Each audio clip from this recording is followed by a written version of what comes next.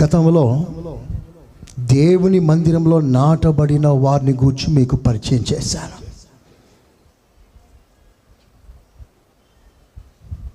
దేవుని మందిరములో నాటబడిన ఆశీర్వాదం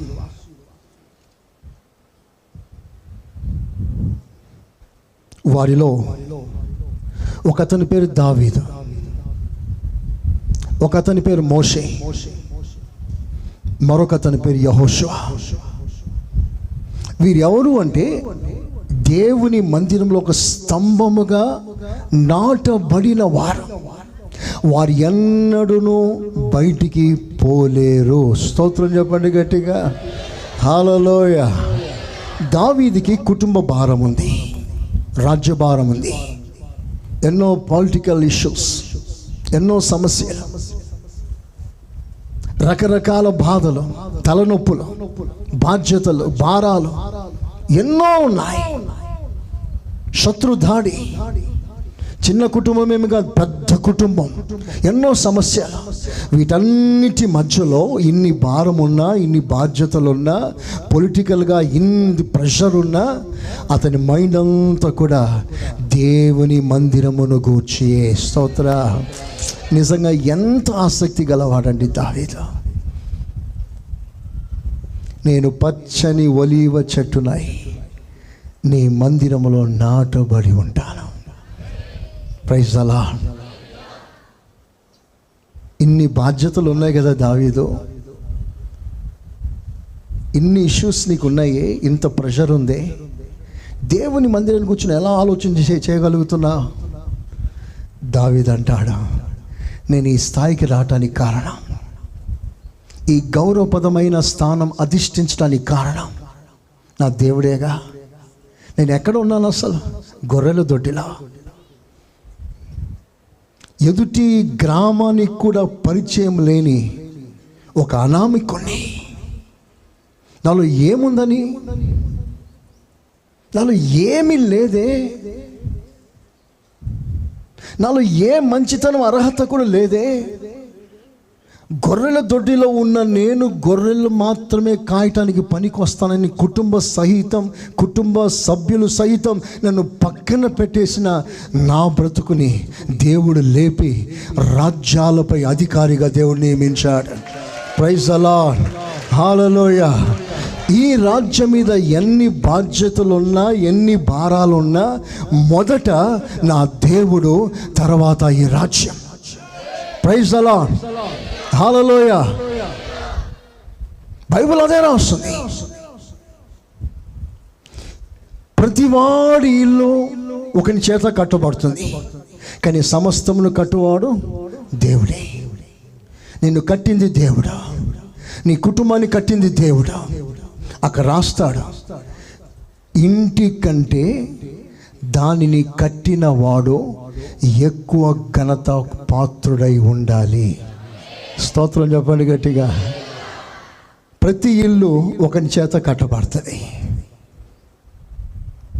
అది ఉద్యోగమైనా, వ్యాపారమైనా, కుటుంబమైనా, ఇంకేదైనా మీ చేత అది ప్రారంభించబడుతుంది, కొనసాగుతుంది. వాస్తవానికి దాన్ని కట్టుచున్నది దేవుడు. Praise the Lord. నీ కుటుంబాన్ని కట్టింది దేవుడు, నీ కుటుంబానికి ఓనర్ దేవుడు.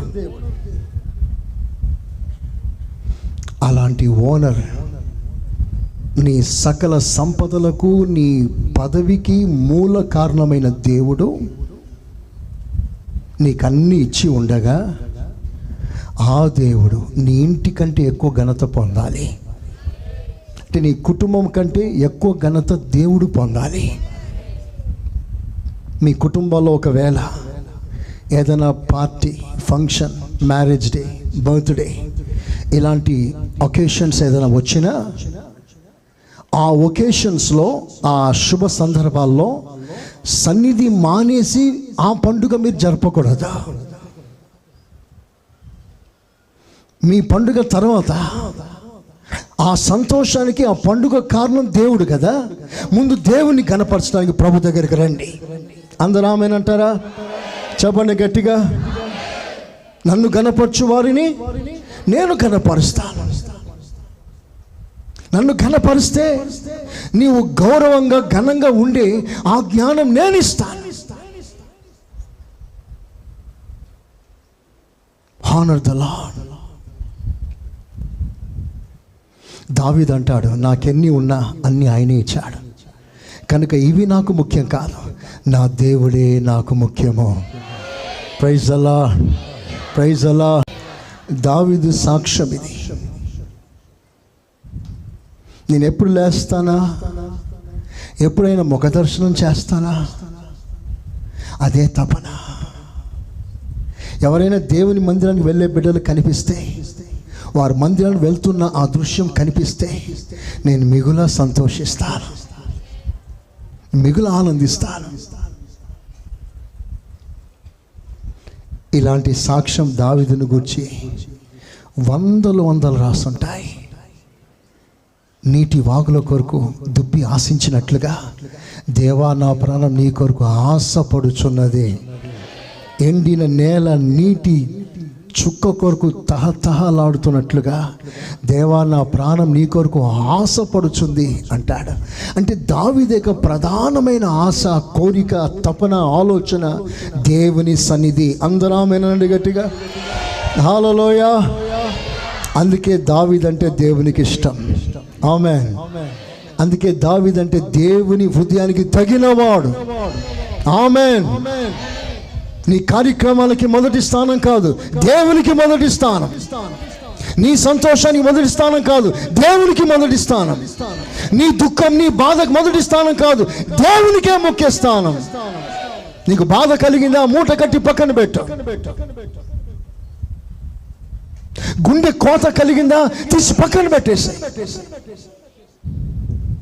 వాటి వలన దేవుని సన్నిధికి నువ్వు దేవునికి దూరం కాకూడదా.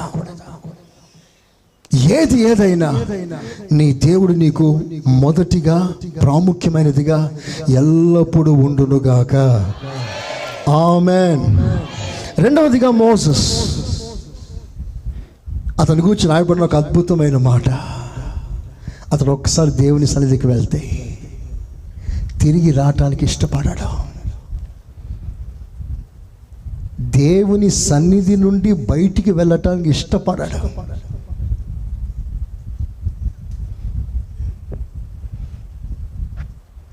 వింటున్నారా? ఒక్కసారి చర్చికి వచ్చాడా, ప్రార్థనలో కూర్చున్నాడా, ప్రపంచాన్నే మర్చిపోతాడు. అందరూ ఆమేనండి. హల్లెలూయా. ఇంట్లో చికెన్ కూర మర్చిపోతాడు. ఆమేన్. ఆదివారం ఒక్క పూట సెలవు.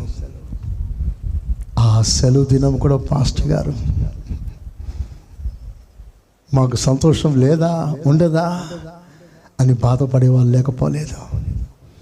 ప్రభు అంటాడు, ఎన్నైనా సరే, ఎన్ని ఉన్నా సరే, మోషే అంటాడు దేవుని సన్నిధి వదిలి బయటికి పోవటానికి చాలా కష్టపడతాడు. అతని గురించి రాయబడిన అద్భుతమైన మాట ఏమిటంటే, దేవుని సన్నిధిని వదిలి బయటికి వెళ్ళటానికి జాగు చేశాడంట. జాగు చేశాడు. మోషే కొండ దిగకుండా తడువు చేశాను. తడువు చేశాను. కొండ దిగకుండా, కొండ అంటే దేవుని సన్నిధి, దిగకుండా తడువు చేశాడు. అంటే ఆయన సన్నిధిలోనే ఉండిపోతున్నాడు. 1 గంటకు ముగించాలి ప్రార్థన. 1 గంట అయిపోయింది, ఇంకొంతసేపు ఉంటానులే అనుకుంటాడు. 1:30 అయిపోయింది, ముగించేస్తాం అనుకుంటాడు. ఇంకొంతసేపు ఉంటానులే అని 2 గంటల వరకు ఉంటాడు. 2 గంటలు అయిపోయింది, ముగించేయాలి, ఇంకొంతసేపు ఉంటానులే అనుకుంటాడు. అలా కొంత కొంత కొంత కొంత అని దేవుని సన్నిధిని వదలటానికి జాగు చేస్తాడు. మనం ఎప్పుడెప్పుడు తొందరగా వెళ్ళిపోదామా అని చూస్తాం కదా. స్తోత్రం. మనకి మోషేకి మధ్యలో డిఫరెన్స్ ఏంటో తెలుసా? మన దేవుని సన్నిధికి ఆలస్యంగా వస్తాం, మోషే దేవుని సన్నిధి నుండి ఆలస్యంగా బయటికి వెళ్తాడు. అర్థం కాలే కాదు కూడా. హలో, ఉన్నారా? ఆలస్యంగా వచ్చే వాళ్ళందరూ వింటున్నారా? మనకి మోసస్కి డిఫరెన్స్ ఏంటంటే, మనమేమో దేవుని సన్నిధికి ఆలస్యంగా వస్తాం, తీరికగా వస్తాం. మోషే సమయానికి వస్తాడు, ఆలస్యంగా వెళ్తాడు. అందరూ చేతులెత్తి ఆమేనని గట్టిగా చపాలు గట్టిగా హల్లెలూయా. దేవుని పట్ల తనకున్న ఆసక్తి చూపిస్తుంది. ఎప్పుడు దేవునితోనే ఉండిపోవాలని ఆశ. మంచి నీళ్ళ మీద కూడా మనసు ఉండదండి ఒక్కసారి దేవుని సన్నిధిలో కూర్చుంటే. సో మచ్, అంత ఆసక్తి. మూడో వ్యక్తి పేరు యెహోషువ. అతడు ఎప్పుడు దేవుని గుడారంలోనే ఉండిపోయేవాడు, బయటికి వచ్చేవాడు కాదు. గుడారాన్ని వదిలి బయటికి రాడు అని యెహోషువను గురించి రాస్తుంది.